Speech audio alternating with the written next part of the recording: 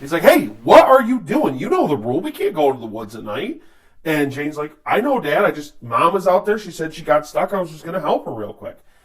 And her dad, in a very steady voice, says, Jane, your mom is inside and she's fine.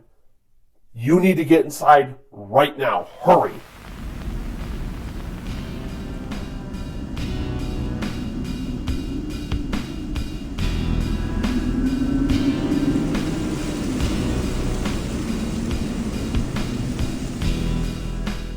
So, once again, you found yourself at the campsite of the Orator.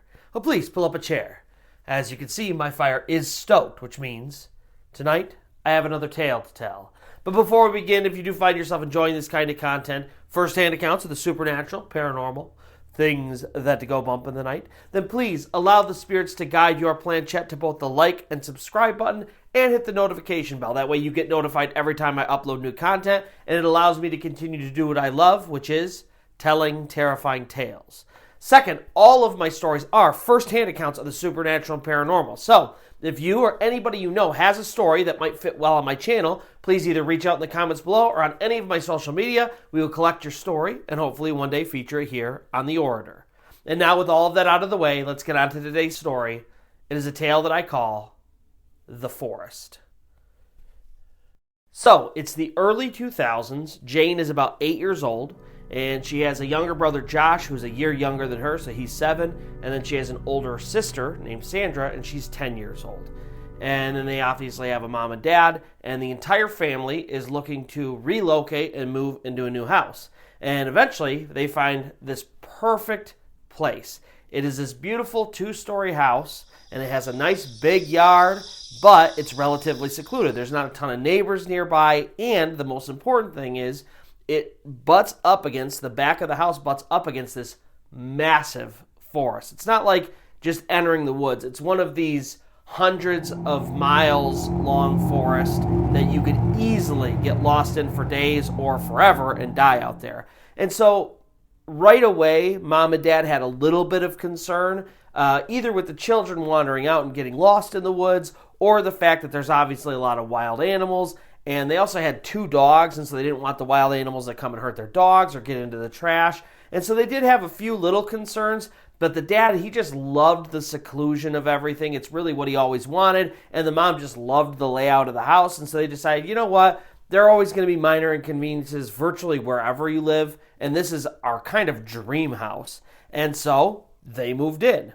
And pretty much right away, as soon as they moved in, there were these really minor issues that they kind of saw coming up. The first thing was that their dogs hated those woods. They would never, ever, ever go out in them, no matter what. Like if you're playing in the backyard and you took a ball and threw it and it happened to go into the woods, even just a little bit, the dogs just would not enter the woods to even get their ball or their stick or whatever the case was.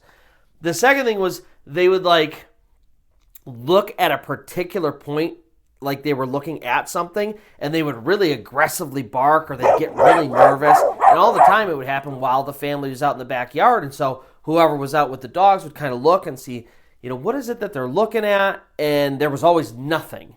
And so that was kind of the first clue that things were a little bit weird, was that these primal, animal instinct dogs hated the woods and were very nervous around them. And it was so bad that Josh, the younger brother, he picked one of the dogs up one time to take them into the woods just to kind of show them, look, there's nothing weird going on here. And the dog got so scared that it wriggled out of Josh's arms and immediately, in complete panic and terror, barking, ran inside the house and hid inside the house for the rest of the day. And so it was really weird to everybody that the dogs were acting that way, but they thought, like the mom thought, we're in there's this giant, like I said, massive forest behind us, and there's all these wild animals back there. Maybe there's something that they're just seeing or sensing that we don't see, and that's why they're nervous. The second thing that was really weird was when it was dark specifically, they would hear really weird noises in the woods back in that forest. It was stuff like they could hear something walking around, but it didn't sound like an animal. It sounded like a person.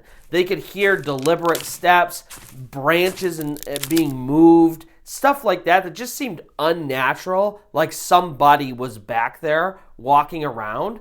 And on occasion, when they heard that kind of stuff and they flashed a flashlight back in the woods to kind of see what was going on, multiple family members felt like they caught glimpses of somebody like walking in the woods. And then as they shine the light, they would sort of catch it out of their peripheral vision. They'd shine the light over and that person would be gone. But multiple people over a long period of time swear that they continue to see somebody or people walking around in those woods. And so it was pretty creepy, but it was nothing like overt or aggressive or anything like that. It was just really weird. And then there was a night where Sandra, the older sister, like I said, she's about 10 years old. They've been living in the house for maybe a couple months or something like that. So they're sort of getting used to the weirdness of the forest. And like I said, nothing super overt has happened. But one night she's in a room and she's on the upper floor, the second story. And her room, the window, faces out into the forest. And so she's just sort of sitting in her bed, chilling, kind of getting ready for bed. It's pretty late at night. And she happens to look outside her window. And she sees somebody standing there right at the edge of the forest. And as she's watching, she notices, like, this person is really unnaturally tall, and they're really thin, and their features are sort of distorted to the point that she can't really make anything out, and it's really dark. So they have kind of like the light that's shining into their backyard, but the woods and the trees and stuff, it's so thick that she can barely make it out. But as she's watching, she's like, that is definitely a person, and I feel like they're watching me specifically. And so she calls out to her dad. She's like, Dad, I think there's somebody out in the woods messing with us right now. Can you go down and see what's going on? So Dad, right away, he grabs a flashlight, and he goes out, and she's upstairs. Sandra's still upstairs watching, making sure this guy doesn't run away. And out comes Dad out the backyard, and she's like, yeah, he's right there. And so the dad crosses the backyard, and he's right up next to the woods, and he flashes his flashlight, and the guy is still right there. But as he flashes his flashlight onto this person, suddenly it's like the light goes through him and he's gone. And so Sandra's like, he didn't run away. I was watching the whole time. And it's not like it was my imagination. He's gone. And then when the dad moved the flashlight, the shape, that person, was gone. It's not like she mistook some brush or a small tree for a person or something like that. There was something standing there, and then suddenly, when the dad flashed his flashlight, that thing was just gone.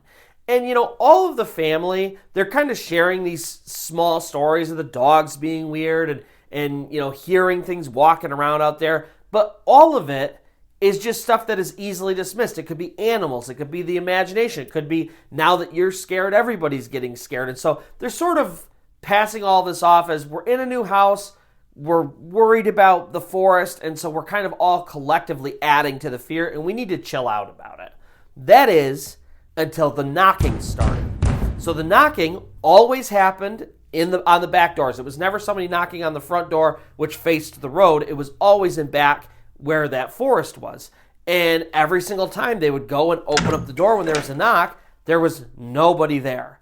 And so at some point, the knocking was so aggressive, they knew it was not anybody's imagination. There was somebody definitely messing with them knocking on the back door. And so they decided, you know what? Maybe we need to get some cameras installed or something like that. So they installed some cameras, and it really happened after one particular night where it was pouring rain, and it was like really aggressively storming, and they heard somebody knocking. And at this point, they're kind of ignoring the knocking because it happens so often that they're just like sick of it.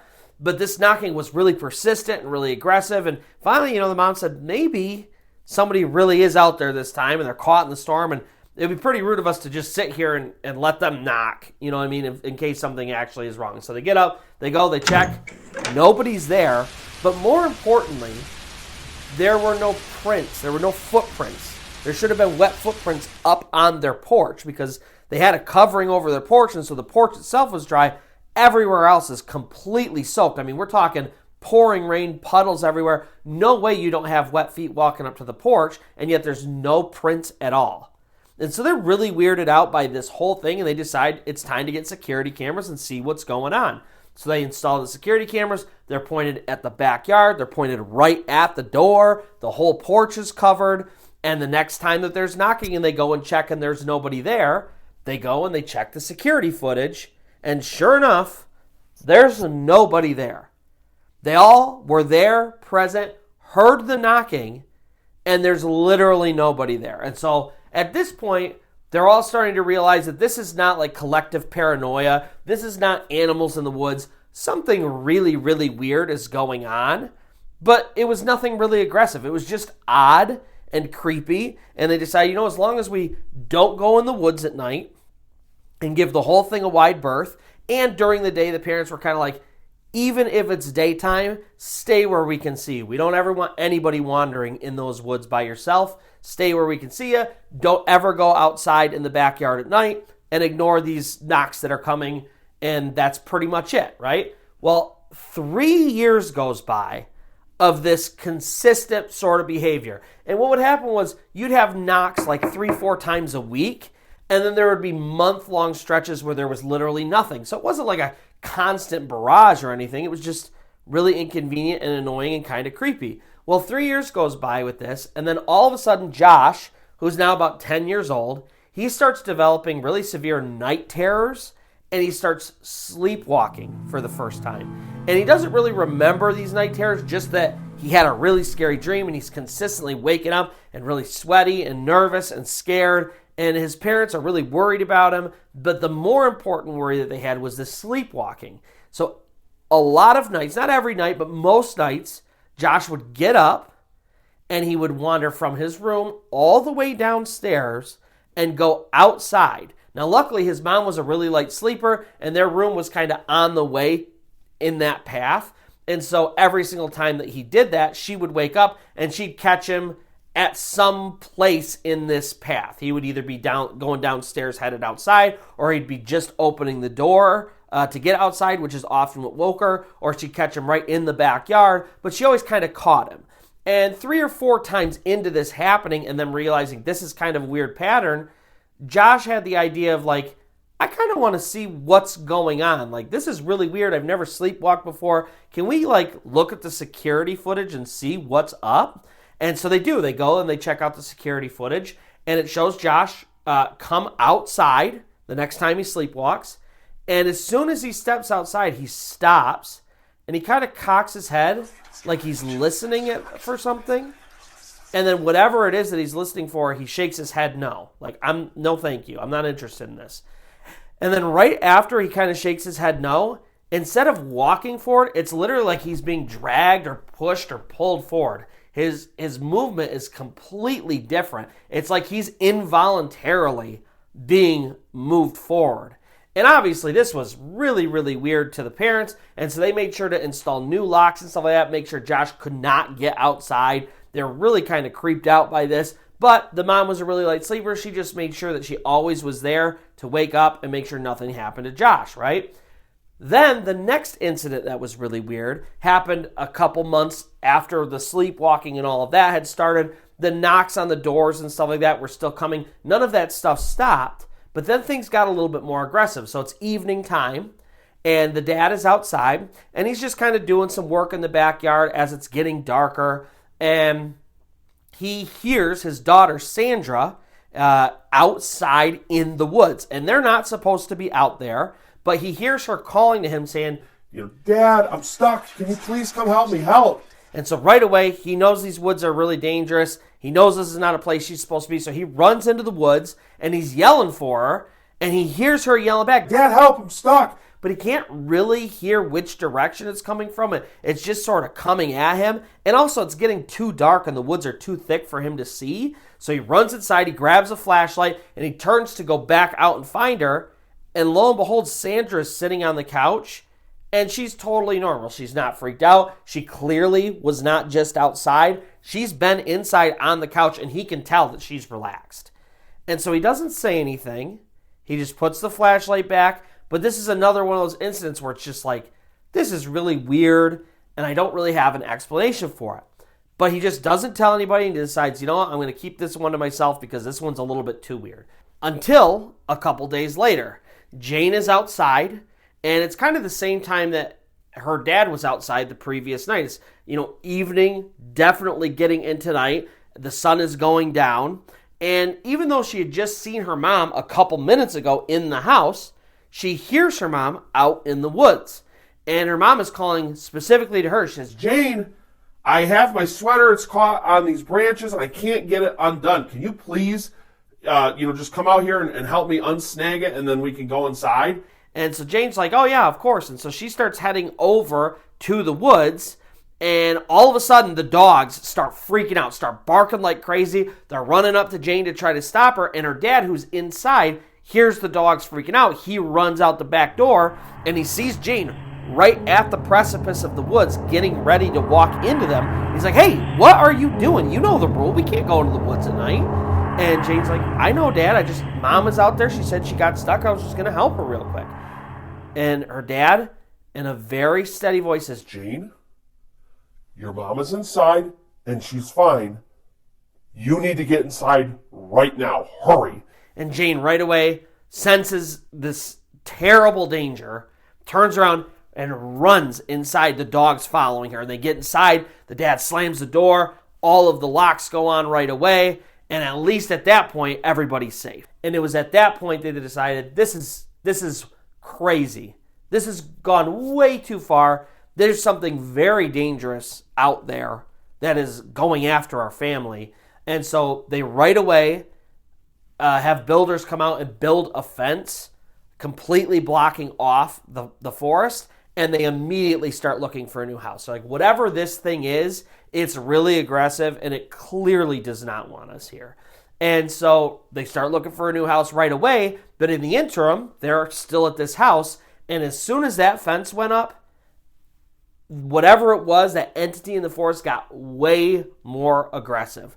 The first thing that they noticed was the knocking was every single night. But instead of like just a knock on the door, which is what typically happened, this thing, whatever it was circling the house. So it would knock on the door, and then they'd hear it move to a window and knock on the window, and they'd literally hear something like trying to shuffle the window, almost like it was trying to get inside, open the window and stuff like that. And then once it was done, it would move to the next window and the next one, and it would literally circle the house. And they'd hear this thing scratching along the house and knocking on the windows and the doors. And this thing happened like every single night after that fence went up. The other thing after that fence went up that was really weird, they would hear on the other side of the fence, like on the forest side of the fence, they would all the time, especially at night, hear scratching and scraping and people calling out to them from the woods, telling them to come help. Please help me. All the time they heard it. Like almost every single night, if somebody was outside, they'd hear somebody out in the woods, "Please come help me." And they'd hear the scraping and scratching on the fence, and they obviously, as often as they could, stayed inside. And then this all culminated in the night that Josh got outside. So Josh, of course, one night is sleepwalking, and for some reason, whatever the deal was, his mom did not wake up that night. And he somehow managed to unlock all of the locks they had on their back door and get outside, and he slowly makes his way all the way across the yard, and he's right at the threshold of that fence. And luckily, the dogs wake up and see him out there, and they come running out and start barking and jumping on him, and that's how Josh woke up. He woke up, he's right at the threshold of this fence, getting ready to climb over it and go out into the woods, but the dogs are barking at him and jumping on him and biting at him to try to wake him up. And so that was it. They were like, whatever the deal is, we need to leave tomorrow. And so they had everything as much as they could packed, and they're like, we're just going to find a place until we can eventually move, but we can't stay here anymore. And so the next morning they wake up, they're getting ready to just pack everything up and head out, when somebody notices the back door, which has been completely locked, like triple locked, is wide open. And so right away they're thinking maybe Josh, after we put him to bed, went back out or something like that. And so they go and they check the security footage, and they see all of these locks unlocking one by one, and then the door just opens completely on its own. And there's nothing there. There's nobody. Nobody was standing on the porch. They check multiple angles. It's like this door unlocked and opened, and there's no evidence of how it happened at all. And so right away, they pack everything up and they head out. And a few months later, they found a place that was much better. They moved in, and they never went back to that house. They had movers move all their stuff. And luckily, especially for Josh, things subsided. He stopped having as many night terrors. He stopped sleepwalking completely, but things never really completely went away for any of them. All of them, every member of the family, they're all scared of the woods. Anytime they get too close to a forest, they get a really eerie feeling. Josh specifically still does, on occasion, get night terrors. And, one night, Jane remembers Josh called him, and this is only like a couple years ago, and it was getting kind of close to Halloween, and he sounded really somber on the phone, and he called her, and he said, "Hey, Jane, I just kind of want to talk to you about something that's been bothering me lately." And she's like, "Yeah, obviously, Josh, what's up?" And he's like, "Do you remember when we were back in that house and all those weird things happened?" She's like, "Yeah, obviously, we all remember how harrowing that was. It was crazy." I said, "I've been having kind of worse night terrors lately, and it's just kind of bringing me back to that place." I said, "You remember the last morning when we woke up and that door was open and we didn't know how it got open?" I said, "Do you think that whatever was in the forest, it was trying to find its way, and do you think maybe it finally found its way in, and now, I don't know, maybe it's attached to me and it just will never leave?" And so that's going to do it for today's story. If you do find yourself enjoying this kind of content, first-hand accounts of the supernatural, paranormal, things that to go bump in the night, then please allow the spirits to guide your planchette to both the like and subscribe button and the notification bell. That way you get notified every time I upload new content, and it does allow me to continue to do what I love, which is telling terrifying tales. And then also, all of my stories are first-hand accounts of the supernatural and paranormal. So if you or anybody that you know has a story that might fit well on my channel, please either reach out in the comments below on any of my social media. We will find a time to collect your story and hopefully feature it one day here on The Orator. And so until next time, where you'll pull up your chair, my fire will be stoked, and I will have another tale to tell.